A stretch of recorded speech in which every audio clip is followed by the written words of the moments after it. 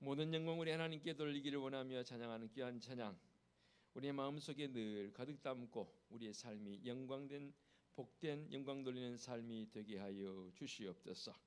말씀의 자리로 나갑니다. 성령 하나님, 이 시간도 임재하사 강한 바람처럼 세미한 음성으로 말씀하여 주옵소서. 예수 그리스도의 이름으로 기도하옵나이다. 아멘. 올해 우리에게 주어진 표가 성령의 능력으로 부흥하는 교회입니다. 그래서 지난주에는 명절을 맞이해서 새 사람을 입자라고 말씀을 드렸고, 2주 전에 성령의 능력 안에 있는 교회의 첫 번째 말씀을 드렸고, 오늘은 두 번째 시간을 갖습니다. 성령의 능력 안에 있는 교회는 과연 어떤 교회를 말하는 것인가? 일부는 지난 시간에 말씀드렸는데 복습 한번 해보도록 하겠습니다.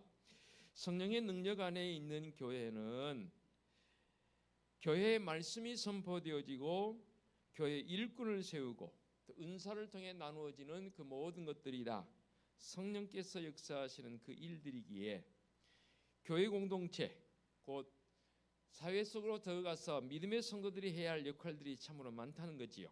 그래서 성령은 교회 안에서 활동만 하는 게 아니고 교회 밖에서도 우리의 모습을 통해서 활동하신다는 사실입니다. 그래서 개인의 구원뿐만 아니라 사회의 변화와 역사의 변혁을 모두 포함해서 성령의 역사적 관점에 바라봤을 때에 상당히 폭넓게 이해되어진다라고 말씀을 드렸고, 그러면서 이제 성령의 능력 안에 있는 교회는 어떤 교회인가? 하나님의 주권을 인정하고 순종하는 교회가 성령의 능력 안에 있는 교회의 모습 아니겠습니까? 교회는 성령에 의해서 태동되었고 삼위일체 하나님의 주권 아래에 있고 그 사명을 수행하는 것이 교회 공동체입니다.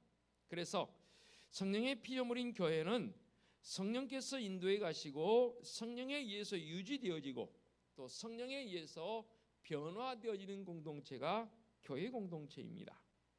그러므로 교회는 복음을 선포하고 교회 내에서 성례전이 집례되어지고 은사와 직무를 감당해 가도록 성령께서 역사하시며 우리를 그렇게 이끌어 가신 줄로 믿습니다.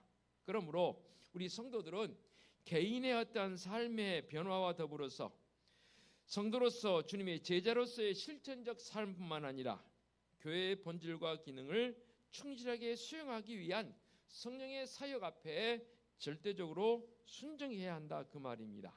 그래서 성령은 자기의 영광을 구하지 않고 오히려 성부와 성자를 온전히 영화롭게 하며 나아가는 성령 하나님의 역할, 그래서 자기를 내어주고 자기를 늘 비우고 자기를 희생하면서까지 수고하는 사랑의 모습이 있다라고 말씀을 드렸습니다.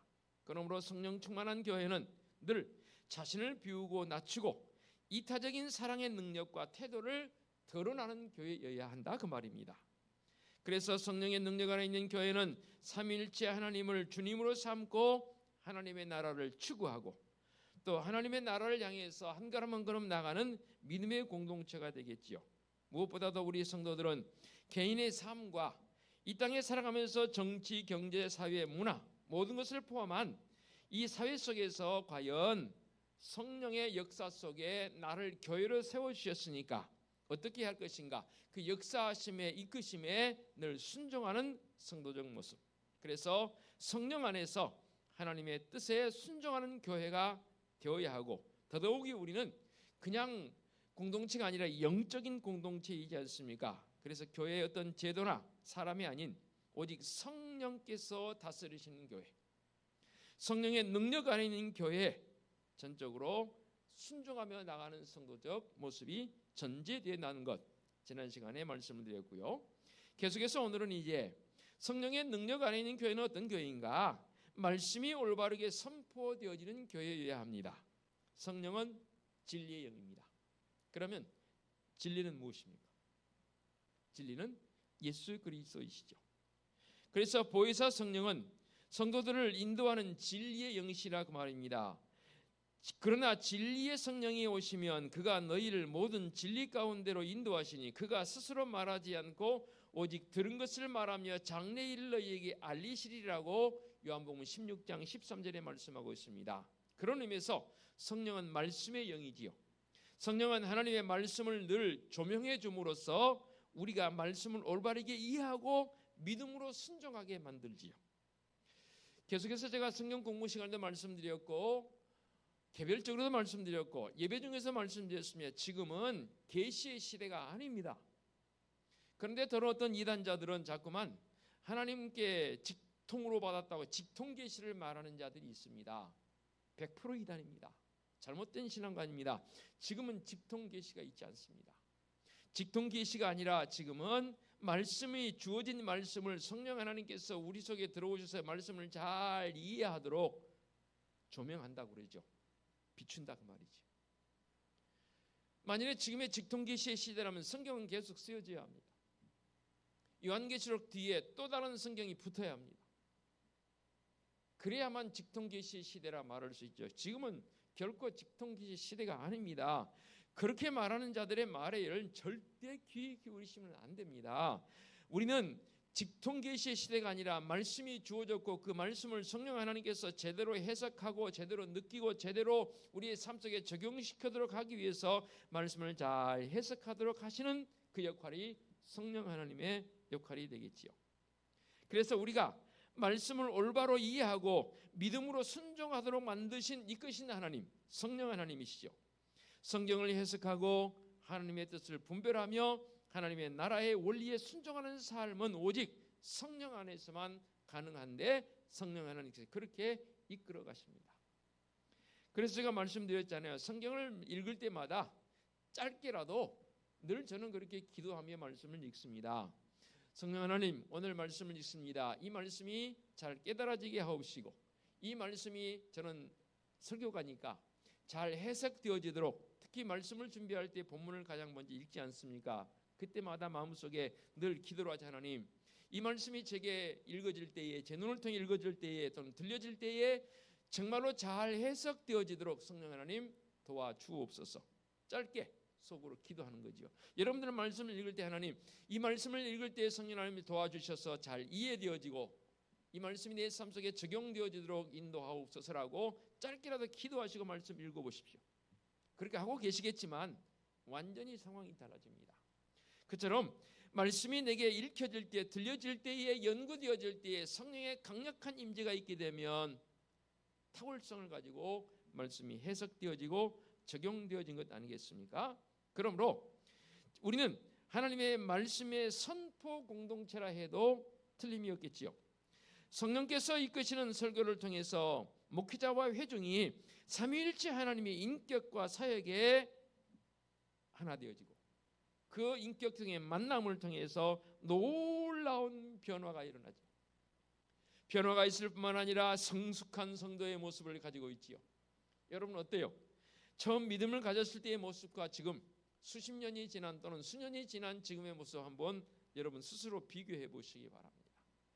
굉장히 다르죠. 처음에 교회에 나왔을 때 여러분 어땠습니까? 뭔지 잘 몰랐어요. 말씀을 들어도 잘 이해도 잘 안 되고 물론 지금 그런 분도 계시긴 하겠지만 그러나 조금 인내를 가지고 기다려 보시기 바랍니다. 성령 하나님께서 임재하셔서 나를 이끌어 가시면 그 말씀이 얼마나 내게 잘 이해되어지고 또 그 말씀이 내 속에 꿀송이보다 더 단 말씀으로 이해되는지 모르지요.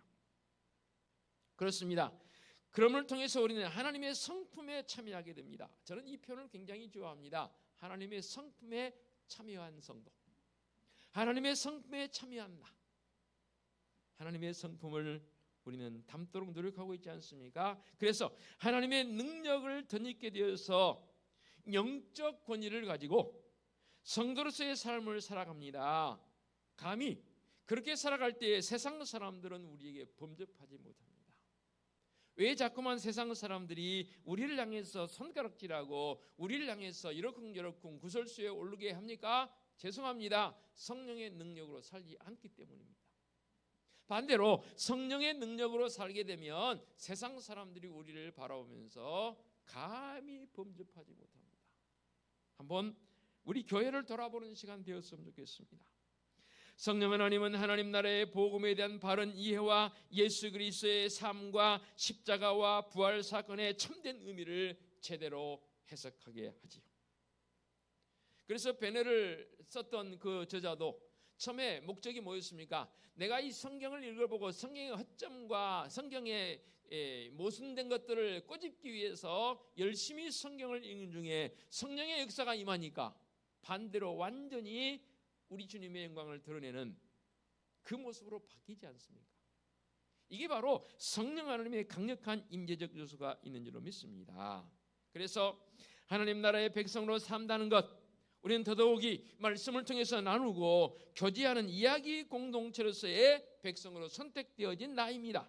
그래서 말씀을 통해서 양육되어지고 양육되었을 뿐만 아니라 제자도의 삶으로 살아가고 그리고 우리 삶의 모습 속에서 그 말씀이 실천되어질 때, 이게 순환이 되어질 때 계속해서 우리는 말씀을 통해 양육되고 제자도로서 훈련되어지고 삶의 실천으로 나가는 것, 이게 사이클이 되어서 계속 반복되어질 때에 건강한 교회이고 그 교회를 통해서 하나님의 영광이 드러나는 것 아니겠습니까? 그러므로 한국교회는 다시금 강단이 새로워져야 합니다. 그 책임성은 가장 우선은 우리 성도들에게 있는 게 아니라 목회자들에게 있죠. 그리고 목회자를 통해서 선포된 말씀이, 즉 레마의 말씀이 우리 성도들에게 잘 적용되어져서 삶 속에 드러나 보일 때에 그 속에 하나님의 은혜와 더 영광이 드러나는 것 아니겠습니까? 그러므로 말씀 중심의 교회로 나가는 것, 진짜 건강한 교회이지요. 성령의 능력 안에 있는 교회는 예수님의 그 마음이 또렷이 내 삶에 드러나도록 하는 것. 그래서 우리가 이런 표현을 쓰는 게 예수님의 향기가 되어지는 교회. 예수 그리스도의 향기가 내게 있기 때문에, 여러분 어때요? 향수를 뿌리면 그 향수, 뿌려진 향수로 인해서 냄새가, 향이 납니까 안 납니까? 향이 안 난다면 향수 왜 뿌려요? 뿌릴 이유 없죠. 요즘 뭐 향수 선전 보니까 뭐 그냥 지나가는 사람 이렇게 쳐다보고 그러더라고요. 왜 쳐다봤냐 했더니 향이 너무 좋아서. 그렇죠. 향수를 뿌리면 향이 나게 되어 있습니다.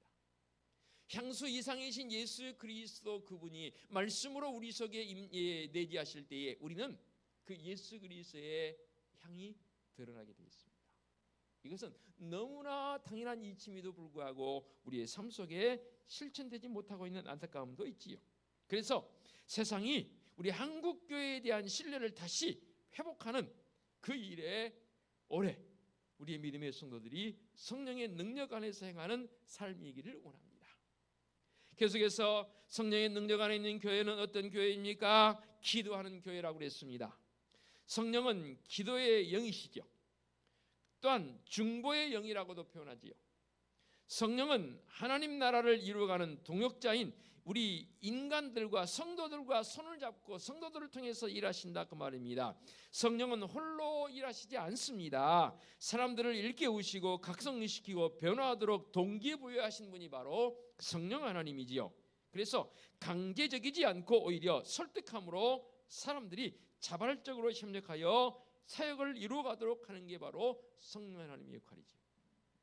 만일에 신앙을 누가 목회자가 또는 누가 강제적으로 시켜서 하는 그런 경우는 어떻습니까? 얼마 가지 못합니다. 그런데 성령 하나님이 내 안에 내주함을 통해서 자발적으로 하도록 이끌어 가시더라고요. 그래서 수십 번 표현하지 않습니까? 목회도 여러분의 신앙생활도 성령 하나님의 이끌림 바 되어진 모습이 되어질 때에 은혜가 있고요, 역동성이 있고요, 그 속에 기쁨과 감사로 섬기고요, 봉사하고요.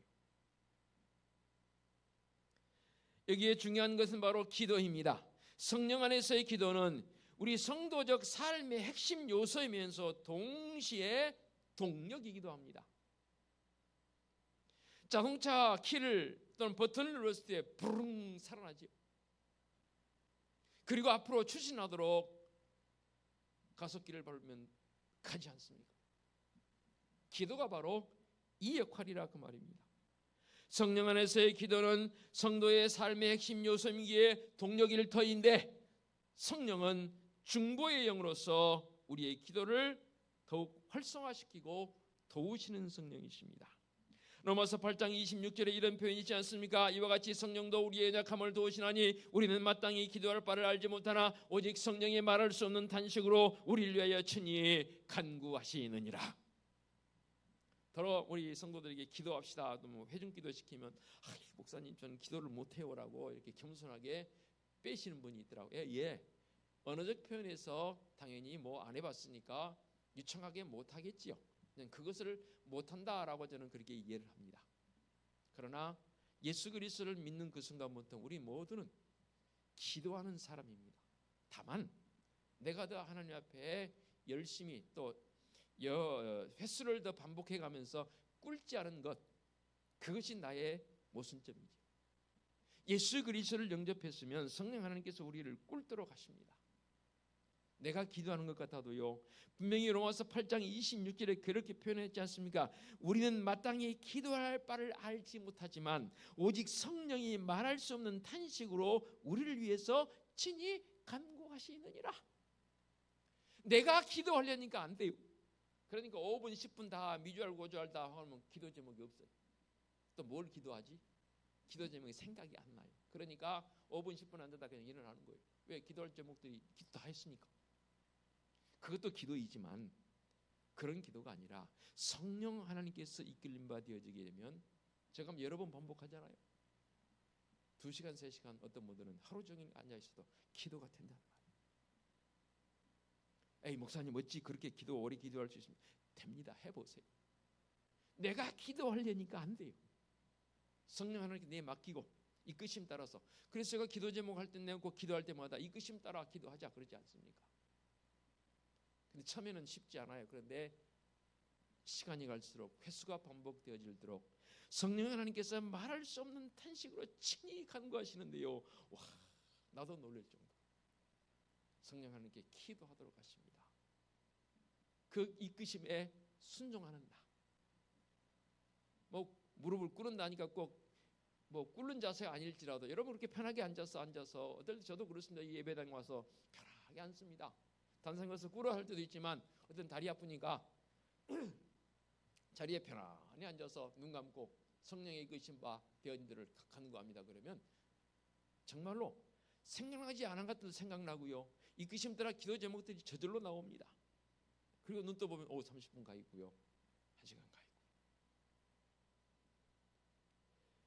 그래서 우리가 구할 것은 성령 하나님의 이끄심을 구해야 하는 것이고, 건강한 교회는 성령 안에서 쉬지 않고 기도하는 모습이죠. 이제 새1회 기도 대행진이 지난주에 1차가 마무리되어서 현수막가 내렸습니다. 그러나 기도 제목 그대로 두었습니다.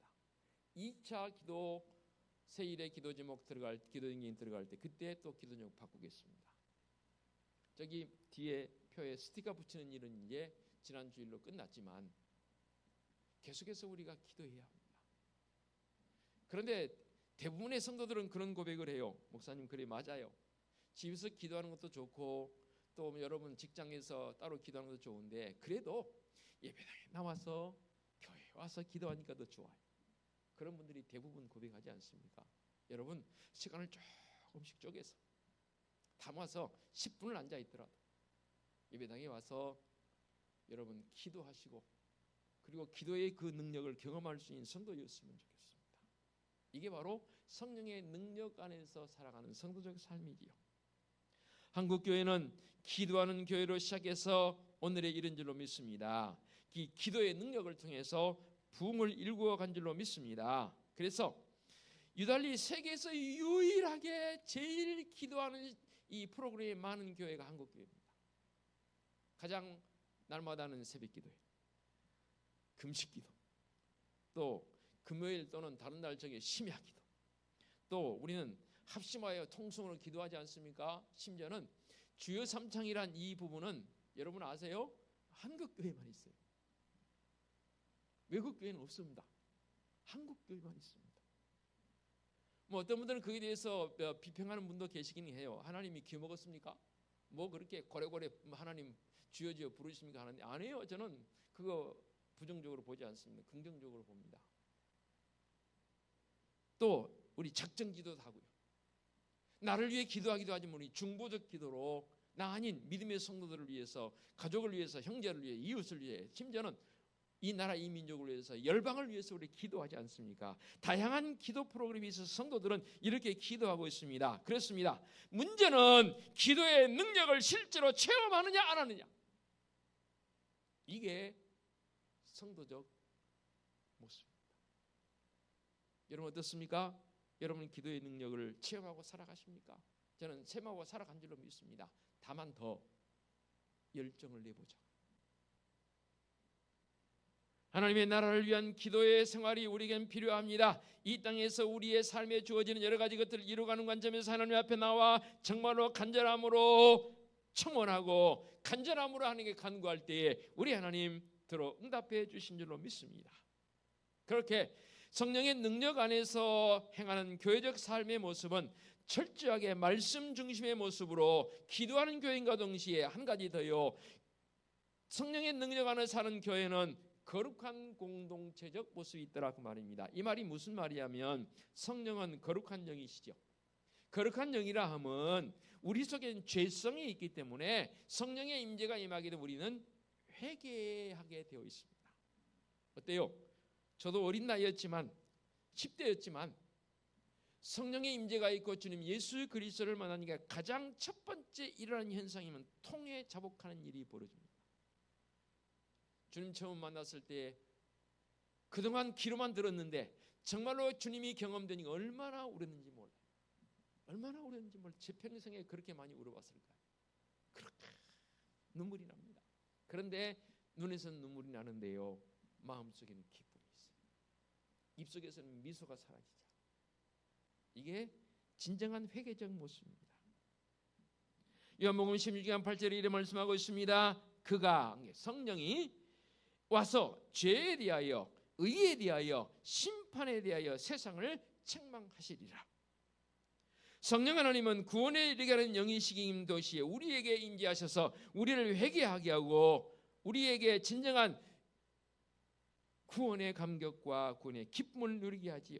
그래서 성령 하나님은 우리 성도들에게 믿음과 소망과 사랑의 능력을 공급해 주십니다. 무엇보다도 성령 하나님은 우리가 하나님의 성품에 참여하도록 그 거룩함에 이르는 길로 인도하신다 했지 않습니까? 좀 전에 말씀드렸죠. 하나님의 성품에 참여하도록 우리를 이끌어 주심이 얼마나 좋은지 몰라요.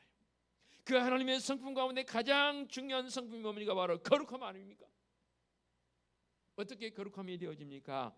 주님 예수 그리스도를 영접하고 통회할 때에, 회개할 때에 나를 향해서 너 죄인 맞아. 그렇지만 내가 이제는 죄인이라 부르지 않고 내가 너를 의인이라 불러줄게. 이신칭의적 신앙의 모습으로 나아가도록 이끄신 하나님, 그게 바로 거룩한 교회 공동체, 거룩한 성도적 역할 아니겠습니까? 성령 충만한 사람들이 모이는 곳이 바로 성령의 전 교회 아닙니까? 그런데 교회의 거룩성은 우리 성도들의 도덕적 삶이나 행위로 그치지 않습니다. 그 정도에 그치지 않습니다. 거룩한 성삼위 하나님께 이르도록 우리를 그렇게까지 성화의 과정에 이르도록 이끌어 가십니다. 성화는 두 가지라고 그랬죠. 이르는 것도 되지만 이르도록 하는 것도 된다 했지 않습니까? 예수 그리스도를 믿고 구원의 감격에 이르도록 해주는 나, 성화되는 나이지만 우리는 죄성이 있기 때문에 또 하나님 앞에 나와 회개하고 성화의 과정을 통해서 하나님의 나라에 이르도록 해가는 과정. 그래서 성령의 능력 안에 있는 교회는 삼위일체 하나님의 거룩한 사랑에 참여하고 세상 속에서 그 사랑을 실천해가는 성도의 모습이지요. 그런데 자꾸만 요즘 교회가 그 역할을 못하고 있어서 세상 사람들로부터 손깍질 당하고 있습니다. 저는 이런 모습이 너무 마음이 아픕니다. 그래서 이렇게 한번 여러분에 제안합니다. 우리는 개혁되어진 동시에 언제나 개혁되어야 할 교회. 예수 그리스도를 통해서 조금 전에 성화의 말씀드리죠. 성화의 단계에 이르렀고 또 성화되기 위해서 나아가는 성도적 삶의 모습, 이 두 가지가 병행된 줄로 믿습니다. 그래서 성령 하나님은 우리가 회개하도록 죄를 깨닫게 하시며 또한 우리의 양심을 늘 일깨워 주십니다. 참 이 부분이 중요합니다. 거룩함과 제일 가깝게 연결된 게 뭐냐면 우리 양심입니다. 우리 그런 표현 쓰잖아요. 양심에 화인 맞아버리면 어떻게 돼요? 나쁜 짓을 하는데도 그게 나쁜 짓인지를 몰라. 양심은 와인맛인가? 양심은 성령의 역할을 통해서 계속 일깨워지는 겁니다. 그래서 우리는 선한 양심으로 바뀌는 거죠. 그래서 조금만 그릇된 길로 가면 내 마음에 양심이 찔려요.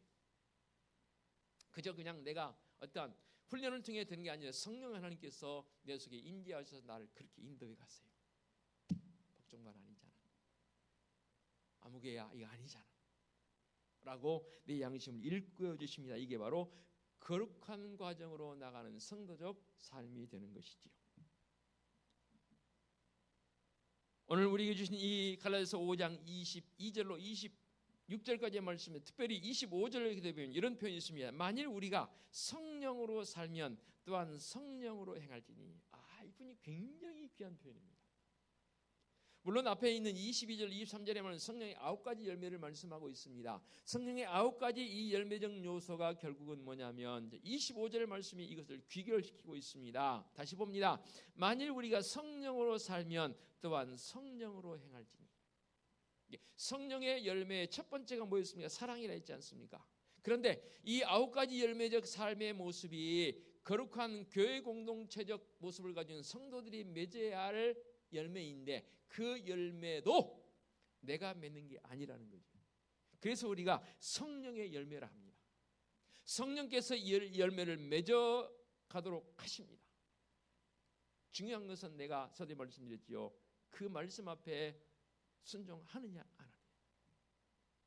말씀 앞에 순종만 하면 이 성령의 열매는 그야말로 맺어진 줄로 믿습니다. 그래서 성령은 사랑의 영이라 하지 않습니까? 모든 것 위에 사랑을 더하라 했지 않습니까? 그래서일까요? 오늘 갈라디아서 말씀에 기록된 이 성령의 열매 가운데 첫 번째가 뭐라고요? 사랑. 사랑의 열매. 이 사랑의 열매 속에 모든 것을 귀결하고 모든 것을 아우른 줄로 믿습니다. 그러므로 사랑의 영이신 성령은 자기 희생의 사랑을 늘 우리에게 공급해 주십니다. 그래서 주님 예수 그리스도께서 십자가를 지신 이유가 바로 여기에 있습니다. 자기 희생적 사랑의 모습이 아니라면 주님 십자가 지실 이유도 없고 십자가 지시도 못하지. 사랑하는 성도 여러분, 성령의 능력 안는 교회의 모습을 이루어가는 올 한 해 되었으면 좋겠습니다. 그렇게 되어질 때에 생명이 살아나고요, 교회가 부흥되어지고요, 이 민족이 바로 세워져 가는 줄로 믿습니다. 이 은혜로 살아가는 온 성도들 되어주시길 부탁을 드리겠습니다. 기도합니다. 하나님 아버지 감사합니다. 오늘도 우리에게 성령의 능력 안는 교회의 모습이 어떤 것인지에서 말씀을 통해 나누었습니다. 진정한 성도적 삶의 모습은 성령 하나님의 이끌림바 되어지는 성도의 모습인 줄로 믿습니다. 나의 의지나 어떤 세상의 어떤 도덕적 관점에 이끌린 게 아니고 성령의 강력한 임재로 말미암아 이끌림바 되어지는 복된 성도들, 말씀 앞에 순종하게 하옵시고 더 많이 기도하게 하옵시고 또한 거룩한 교회 공동체로 하나님의 성품에 참여한 자들의 모습으로 나갈 수 있는 우리 성도들을 되게 하여 주시옵소서. 예수 그리스도의 이름으로 기도하옵나이다. 아멘.